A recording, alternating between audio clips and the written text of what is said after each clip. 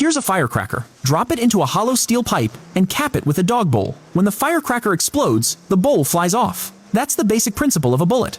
But a dog bowl has way too much air resistance, so you reshape it into a pointed bullet and replace the steel pipe with a brass casing. When you want to fire the bullet, you stuff the firecracker into the brass casing and seal it with the bullet tip. The firecracker's blast shoots the bullet forward. But loading a firecracker every time isn't exactly practical. So, you replace it with gunpowder, pre-packed inside the casing. At the base, you add a small metal cap filled with mercury fulminate. You call it the primer. To fire the bullet, just strike the primer with a nail. That ignites the mercury fulminate, setting off the gunpowder and shooting the bullet out.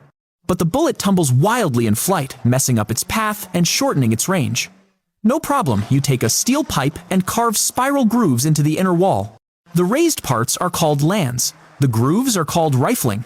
Now for the magic. You load the bullet into the barrel and strike the primer. The explosion pushes the bullet forward, and the rifling spins it at high speed, sending it flying straight and stable.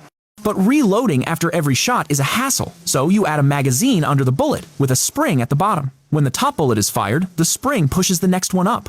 Next, you ditch the nail and replace it with a firing pin. Behind it, you add a hammer and spring. Pulling the hammer back compresses the spring, storing energy. To release that spring energy, you design a clever trigger. When you pull it, the spring is released. The hammer strikes the firing pin, setting off the primer, which ignites the powder, and the bullet spins out, guided by the rifling.